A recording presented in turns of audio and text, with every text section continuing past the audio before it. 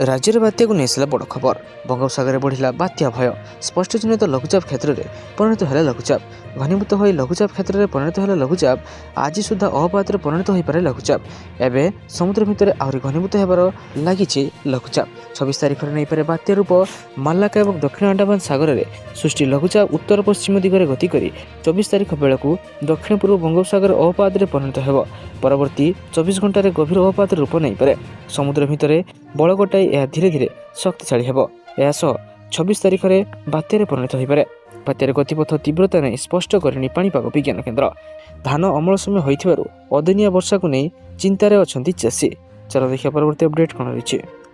घर करने मागणारे मिलिबो बाली। मागणारे बाली मिलिबो। सरकार विभिन्न गृह योजन सामिल हिताधिकारी मागणारे बाली मिलिबो। एने घोषणा करछंती राजस्व मंत्री सुरेश पुजारी। गरीब हिताधिकारी मागणारे बाली जगाई देबा नै बड़ घोषणा करछंती मंत्री। मागणारे बाली रे घर करिवे हिताधिकारी। हिताधिकारी बाली टंका सरकार बहन करिवे। पूर्व बाली दर रे लगाम लगाइबा पई एमएसपी घोषणा करछंती राज्य सरकार। सेपटे सारा राज्य रे बाली दर समान मध्य रहिबो। एथिपाई राज्य सरकार बाली पाई एमएसपी लागू करिवे। एणिकी सरकार जो दाम धार्य करिवे बाली घाट लीज धारी से दाम रे लोकन को बाली बिक्री करिवे। जे अधिक दाम रे बाली बिक्री करिवे तांको उपरे दृढ़ कार्यानुष्ठान हेबो बोली खनि मंत्री विभूति भूषण जेना सूचना दैछंती। चलो देखिए परवर्ती अपडेट कौन रही। 12,500 टंका रखिले मिलिबो 71 लाख टंका। चलो देखि नबा संपूर्ण अपडेट कौन रही। यह योजनाटी केवल झील पिला जार नाम है सुकन्या समृद्धि योजना। आसंत जानी नबा यह योजनार संपूर्ण विस्तृति विषय में। 18 वर्ष कम बयस झील मान भारत सरकार संपत्ति संचय योजना सुकन्या समृद्धि योजना 2015 मसीह झील मान शिक्षा और विवाह खर्च बहन करने आरंभ होता एक केंद्र सरकार योजना। जन्म समय 10 वर्ष बयस पर्यंत कौन समय बापा माँ किंबा आईनगत अभिभावक द्वारा यह योजना कन्या संतान नाम लेखा जापर। सुकन्या समृद्धि योजना वर्तमान वार्षिक 8.2% सुधार प्रदान करुचे। यह सर्वोच्च सुधार भाव में विवेचना कराए। यह सुधार सरकार प्रति त्रैमासिक स्थिर करती। यह योजना अधीन एक अकाउंट खोलिया आपको केवल 250 टंका आवश्यक। आप सर्वाधिक 1.5 लाख टंका पर्यंत जमा करेंगे। यह राशि एककालीन किंबा किस्ती रे प्रदान कराए। जदि जड़े पितामाता तांको झील नाम तुरंत सर्वाधिक 1.5 लाख टंका निवेश करती और 15 वर्ष पर्यंत निवेश जारी करती तदनुसार 15 वर्ष पर सेमाने करिथिबा मोट निवेश परिमाण 22,50,000 टंका हेबो। मैच्योरिटी अवधि शेष में मोट सुध 49,32,119 टंका हेबो। तेणु आपण मोट 71,82,119 टंका पाइपर। चलो देखिए परवर्ती अपडेट कौन रही। महिला मानक मिलिबो 11,000 टंका। चलो देखि नबा संपूर्ण अपडेट कौन रही। यह योजनार नाम है प्रधानमंत्री मातृ वंदना योजना बा PMMVY। यह योजना गर्भवती महिला को आर्थिक सहायता प्रदान करे जहाद्वारा सेमानकर पिलार उपयुक्त जत्न निया जाय परिबो। यह योजनार उद्देश्य होउची गर्भावस्था और प्रसव समय आर्थिक सहायता प्रदान करी महिला मानकर स्वास्थ्य पुष्टिसार एवं जत्न को सुदृढ़ करने जहाद्वारा माँ और शिशु उभयों स्वास्थ्य सुनिश्चित रही पारिबो। यह योजना अधीन सीधासलख लाभ हस्तांतर डीबीटी माध्यम महिला बैंक अकाउंट को सीधासलख पांठि हस्तांतरित करा जाय थाए। यह योजनार राशि 3टी किस्ती प्रदान करा जाय थाए। गर्भावस्था पंजीकरण पर प्रथम किस्ती, स्वास्थ्य परीक्षा समाप्ति करिया परे द्वितीय किस्ती और शिशुर जन्म प्रमाणपत्र और टीकाकरण रेकर्ड दाखल करिया परे तृतीय किस्ती दिया जाय थाए। यह टंका गर्भावस्था पुष्टिसार स्वास्थ्य परीक्षा विश्राम और जरूरी चिकित्सा आवश्यकता को पूरण करने प्रदान करा जाय थाए। जदि द्वितीय संतान झील होता है तेज सरकार द्वितीय संतान पर अतिरिक्त 6,000 टंका सहायता प्रदान करती जहाँ एक झील यापर मोट परिमाण 11,000 टंका को पहुंची थाए। चलो देखिए परवर्ती अपडेट कौन रही। नवेम्बर 24 तारिख अर्थात आज अनुष्ठित हो मुख्यमंत्री जन अभियोग शुणाणी कार्यक्रम। आज सोमवार सकाल 10:30 भुवनेश्वर यूनिट 2 स्थित पूर्वतन सरकारी प्राथमिक विद्यालय ठारे मुख्यमंत्री जनशुणाणी अभियोग कार्यक्रम हेब। गत सेप्टेम्बर 8 तारिख में जो मैंने मुख्यमंत्री को साक्षात अभियोग करते शुणाणी से उद्दिष्ट बोली जमापड़ी। से पुनः पंजीकरण कौन आवश्यकता पड़ो ना। एने साधारण प्रशासन और साधारण अभियोग विभाग पक्षर सूचना दी जाइए। चलो देखिए परवर्ती अपडेट कौन रही। मागणारे मिलिबो हार्ट अटैक इंजेक्शन।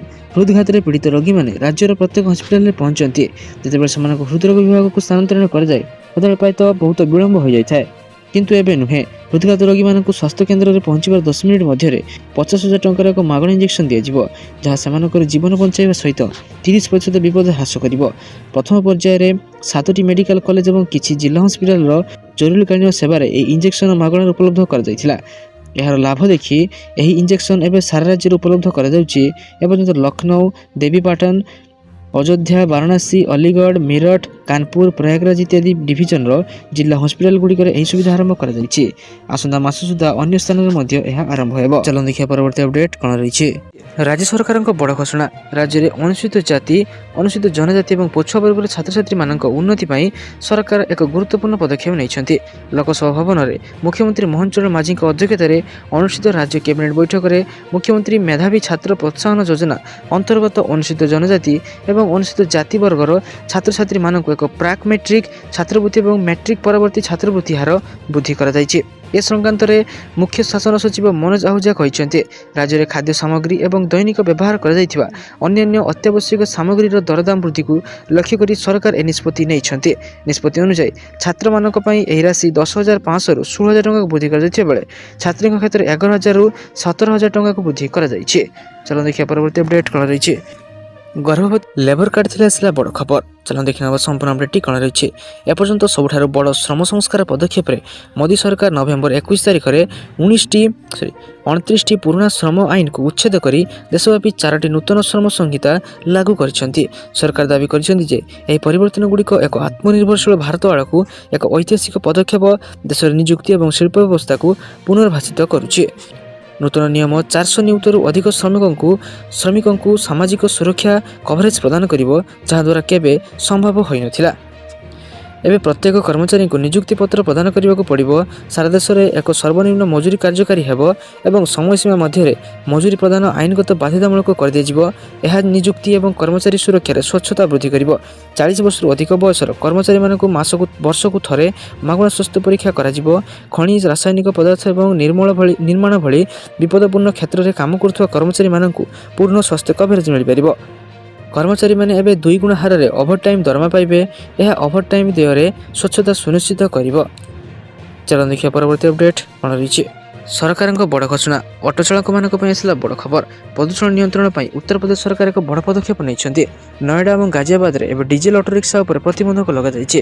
ଯାନବାହନ ପ୍ରଦୂଷଣ ରୋକିବା ପାଇଁ ଉତ୍ତରପ୍ରଦେଶ ସରକାର ଜାତୀୟ ରାଜଧାନୀ କ୍ଷେତ୍ର ୟୁପି କ୍ଲଷ୍ଟରରେ ଡିଜେଲ ଅଟୋରିକ୍ସା ଉପରେ ଧୀରେ ଧୀରେ ନିଷିଦ୍ଧ କରିବାକୁ ନିର୍ଦ୍ଦେଶ ଦେଇଥିଲେ, ଯାହାପରେ ଏବେ ନଏଡା ଏବଂ ଗାଜିଆବାଦରେ ଡିଜେଲ ଅଟୋରିକ୍ସା ଉପରେ ପ୍ରତିବନ୍ଧକ ଲଗାଯାଇଛି। ଅଧିକାରୀମାନେ ଏହି ସୂଚନା ଦେଇଛନ୍ତି। ଏନ୍ସିଆରରେ ବଢ଼ୁଥିବା ବାୟୁ ପ୍ରଦୂଷଣ ମୁକାବିଲା ପାଇଁ ଏକ ପ୍ରମୁଖ କାର୍ଯ୍ୟ ଯୋଜନା ପ୍ରସ୍ତୁତ କରାଯାଇଛି। ଏହି ଯୋଜନା ଅନୁଯାୟୀ ନଏଡା ଏବଂ ଗାଜିଆବାଦରେ ଡିଜେଲ ଅଟୋଗୁଡ଼ିକୁ ନିଷିଦ୍ଧ କରାଯାଇଛି। ଡିସେମ୍ବର 31, 2025 ପରେ ବାଗପତରେ ମଧ୍ୟ ସମ୍ପୂର୍ଣ୍ଣ ନିଷେଧ ଲାଗୁ କରାଯିବ। ଚାଲନ୍ତୁ ଦେଖିବା ପରବର୍ତ୍ତୀ ଅପଡେଟ୍ କ'ଣ ରହିଛି। ଅଷ୍ଟମ ବେତନ କମିଶନର ପେନ୍ସନଭୋଗୀମାନଙ୍କ ପାଇଁ ଆସିଲା ବଡ଼ ଖବର। କେନ୍ଦ୍ର ସରକାର କର୍ମଚାରୀଙ୍କ ପ୍ରତିନିଧିତ୍ୱ କରୁଥିବା ଏକ ସଂସ୍ଥା ଜାତୀୟ ପରିଷଦ ଷ୍ଟାଫ୍ ସାଇଡ୍ ଯୁଗ୍ମ ପରାମର୍ଶଦାତା ମେସିନାରୀ ପ୍ରଧାନମନ୍ତ୍ରୀ ମୋଦିଙ୍କୁ ଏକ ଚିଠି ଲିଖିଛନ୍ତି, ଯେଉଁଥିରେ ଅଷ୍ଟମ ବେତନ କମିଶନର TORରେ ଅନିୟମିତତା ଏବଂ ଗମ୍ଭୀର ତ୍ରୁଟି ପ୍ରତି ଦୃଷ୍ଟି ଆକର୍ଷଣ କରାଯାଇଛି। ଆପଣଙ୍କୁ ଜଣାଇ ଦିଆଯାଉଛି ଯେ କେନ୍ଦ୍ର ସରକାର 3 ନଭେମ୍ବର 2025ରେ ଅଷ୍ଟମ ବେତନ କମିଶନ TORକୁ ଅଧିସୂଚିତ କରିଥିଲେ। ଜାନୁଆରୀ 2025ରେ କମିଶନର ଘୋଷଣା ପରେ ସରକାର NCJCM ଷ୍ଟାଫ୍ ସାଇଟ୍ ଠାରୁ ମଧ୍ୟ ପରାମର୍ଶ ଲୋଡ଼ିଥିଲେ। ଏହି ପରିପ୍ରେକ୍ଷୀରେ ପରିଷଦ ପ୍ରଧାନମନ୍ତ୍ରୀ ମୋଦିଙ୍କୁ TOR ନିମ୍ନଲିଖିତ ପେନ୍ସନ ସମ୍ବନ୍ଧୀୟ ପଦକ୍ଷେପଗୁଡ଼ିକ ଅନ୍ତର୍ଭୁକ୍ତ କରିବାକୁ ଅନୁରୋଧ କରିଥିଲେ। ପେନ୍ସନ ଉପରେ ଟିପ୍ସ 15 ବର୍ଷରୁ 11 ବର୍ଷକୁ ହ୍ରାସ କରି ପରିବର୍ତ୍ତନ ପେନ୍ସନ ପୁନଃସ୍ଥାପନ ପାଇଁ ଦାବି କରାଯାଇଛି। ଚାଲନ୍ତୁ ଦେଖିବା ପରବର୍ତ୍ତୀ ଅପଡେଟ୍ କ'ଣ ରହିଛି। ପଶ୍ଚିମବଙ୍ଗରେ SIR ଲାଗୁ ହେବା ପରେ ହଜାର ହଜାର ଅବୈଧ ବାଂଲାଦେଶୀଙ୍କ ଭାରତ ଛାଡ଼ୁଛନ୍ତି। ସୀମାରେ ଦେଖାଦେଇଛି ଅନୁପ୍ରବେଶକାରୀଙ୍କ ଭିଡ଼। ନିର୍ବାଚନ କମିଶନରଙ୍କ ଦ୍ୱାରା ଭୋଟର ତାଲିକାର ସ୍ପେଶାଲ ଇଣ୍ଟେନ୍ସିଭ୍ ରିଭିଜନର ସଂଶୋଧନ ପ୍ରକ୍ରିୟା ଆରମ୍ଭ ହେବା ପରେ ହଜାର ହଜାର ଅବୈଧ ବାଂଲାଦେଶୀ ପ୍ରବାସୀମାନେ ଭାରତ ଛାଡ଼ିଥିବା ଖବର ମିଳିଛି। ସୂଚନା ଅନୁଯାୟୀ ଅନୁପ୍ରବେଶକାରୀମାନେ ପଶ୍ଚିମବଙ୍ଗର ବିଭିନ୍ନ ସୀମା ଚେକପୋଷ୍ଟ ଦେଇ ବାଂଲାଦେଶକୁ ଫେରିବାକୁ ଚେଷ୍ଟା କରୁଛନ୍ତି। ରିପୋର୍ଟ ଅନୁସାରେ SIR ଅଭିଯାନ ହେତୁ ଧରାପଡ଼ିଯିବାର ଭୟରେ ଏହି ଲୋକମାନେ ନିଜର ଆଧାର କାର୍ଡ଼ ଏବଂ ଭୋଟର ପରିଚୟ ପତ୍ର ଭଳି ଭାରତୀୟ ଦସ୍ତାବିଜ ଧରି ମଧ୍ୟ ଦେଶକୁ ଛାଡ଼ୁଛନ୍ତି। ଚାଲନ୍ତୁ ଦେଖିବା ପରବର୍ତ୍ତୀ ଅପଡେଟ୍ କ'ଣ ରହିଛି। ଯୁବବର୍ଗମାନଙ୍କ ପାଇଁ ଆସିଲା ସୁବର୍ଣ୍ଣ ସୁଯୋଗ। ରେଲୱେରେ ବାହାରିଲା 4,000 ପଦବୀ।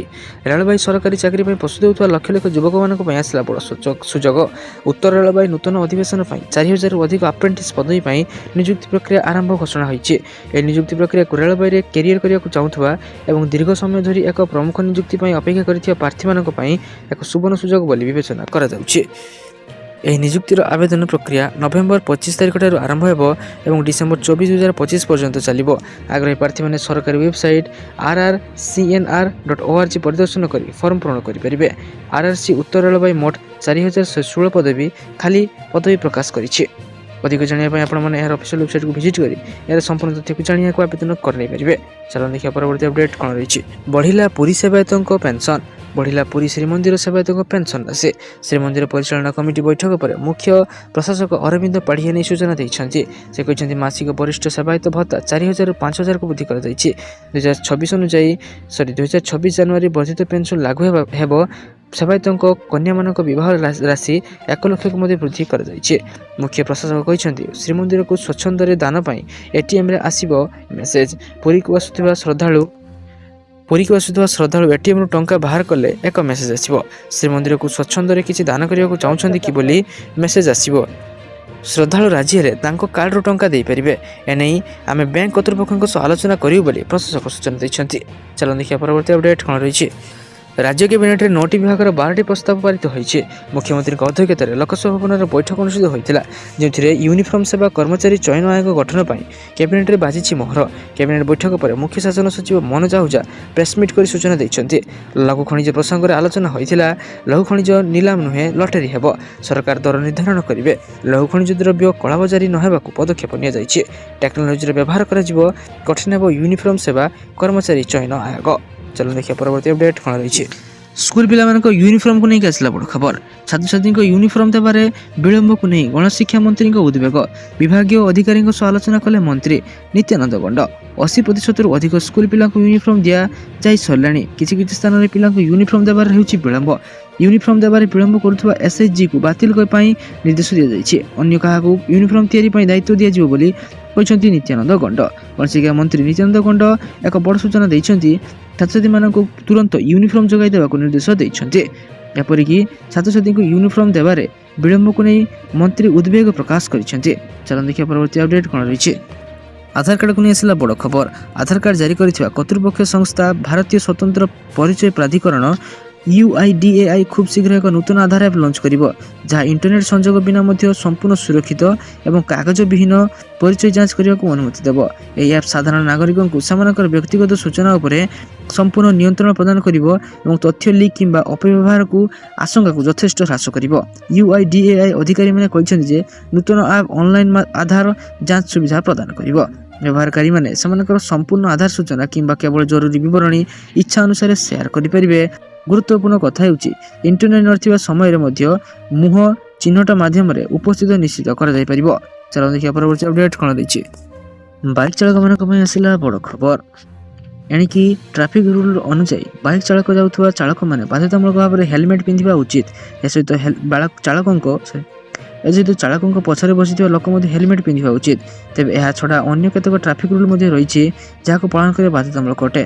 ନଚେତ୍ ଟ୍ରାଫିକ୍ ପୋଲିସଙ୍କ ନଜରରେ ଅମାନିଆ ବାଇକ୍ ଚାଳକ ପଡ଼ିଲେ ଚାଲାଣ କାଟିବା ନିହାତି ଭାବରେ ସୁନିଶ୍ଚିତ ହେବ।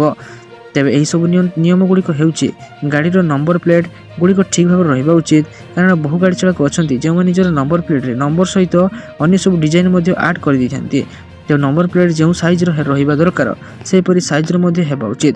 ମନକୁ ମନ ଯେକୌଣସି ଆକୃତ ସାଇଜ୍ର ନମ୍ବର ପ୍ଲେଟ୍ ବୋର୍ଡ କରାଯାଇପାରିବ ନାହିଁ। ବାଇକ୍ରେ ବାଇକ୍ ଚାଳକ କେବଳ ତା ପଛରେ ଜଣକୁ ହିଁ ବସାଇ ନେଇପାରିବ। ଗାଡ଼ିରେ ଅଧିକ ଓଭର ଲୋଡିଂ କରି ଯାତ୍ରୀ ନେଇପାରିବେ ନାହିଁ। ଗାଡ଼ିରେ ଅଧିକ ଶବ୍ଦ କରୁଥିବା କିଛି ସାଉଣ୍ଡ ସିଷ୍ଟମ ଲଗାଇ ପାରିବେ ନାହିଁ। ତେବେ ଏହିସବୁ ନିୟମ ଅବମାନନା କଲେ 2000 ଟଙ୍କା ପର୍ଯ୍ୟନ୍ତ ଫାଇନ୍ ଦେବାକୁ ପଡ଼ିପାରେ।